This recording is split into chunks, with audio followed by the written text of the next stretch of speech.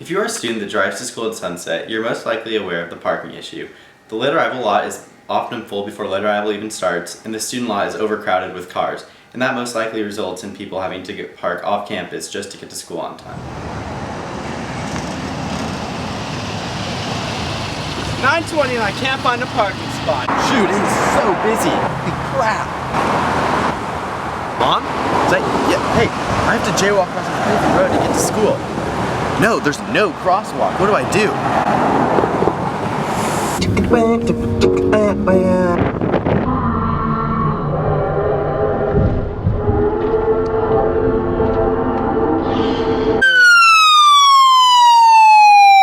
When I get here, both the parking lots are full. I park in late arrival. I've also parked in faculty before because there were no spots. If I have to run out to Safeway and come back, there is always either a student or a parent parked in my staff parking. And over the past couple of years, we've been having all this construction going on. So that's taken away a lot of our parking.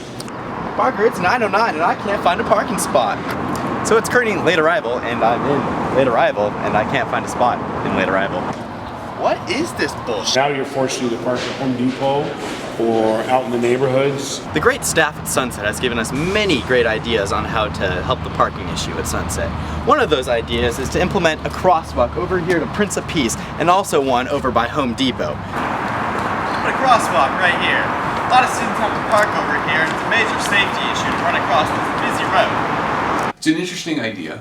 I know they come at considerable expense. The crosswalk that is at the front of our building right now is one that was needed, but did cost the county a lot of money to install. Have a nice day at school. Moving forward next year, knowing that we'll probably be as big as we will be in our history, I think one of the things that we have an obligation to do is to make sure that there are spaces for our upperclassmen. It has to be with an approved pass. If there's not an approved pass, we have to have steps in place. Sometimes we have students that don't have parking passes. Usually it's sophomores that have just gotten their license, so they want to drive to school. Yeah.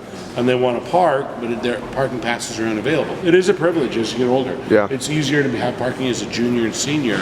And sophomores have to wait their time. They Yeah. just don't have enough parking available. So you're a sophomore, right? Correct. And you drive to school? Yep. And so you were parking there without a pass? Yeah. And your friends were too? Yeah. I really think we're going to have to pay particular attention to who's here and when, because we really won't have the spaces next year. Do you guys see a Dagman? Do you see a pass? Cause I don't. I don't think students in parking in a staff parking lot has been as much a problem as, let's say, staff members taking students' parking spots. Busted! Busted! Busted!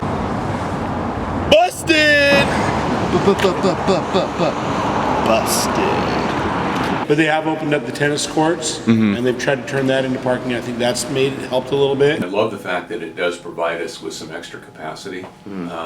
The master plan calls for that to be returned to tennis courts at some point. We're going to need that space to accommodate the parking that's taken up by the construction project. We investigated and we found out that we sold 453 parking passes this year, and we have 360 available spots for students.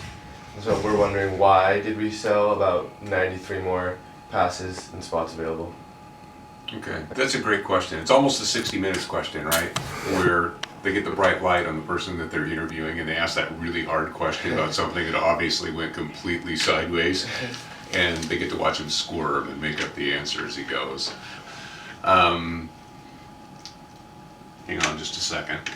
We tend to err on the side of being generous, and if there is a hardship appeal that's made, every now and again we might do that. Now I think that might account for a handful. One of the things that's true is that not everybody is here for every hour of every day. You know, as you imagine, and as you may know with upperclassmen, their schedules are unique. They're not like your run-of-the-mill freshman schedule. Yeah. The non-drivers who are here from periods 1 through 8 faithfully. As people leave, other people come in, and we've seemed to be in balance. This year we may be a little bit outside of where we we should be. Next year is supposed to be Sunset's most crowded year, so hopefully these ideas can be implemented. Fortunately, the year after, with the new boundary changes, Sunset should supposedly have 1/5 of the less students, so the issue should not be nearly as bad.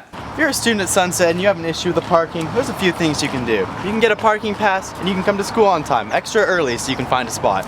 Parking at Sunset's a privilege, and there's only so many spots, so that privilege is made for juniors and seniors. If you're a sophomore, you're just gonna have to wait or get a ride from an older friend. Don't be this guy. Do the right thing and get a pass. Busted.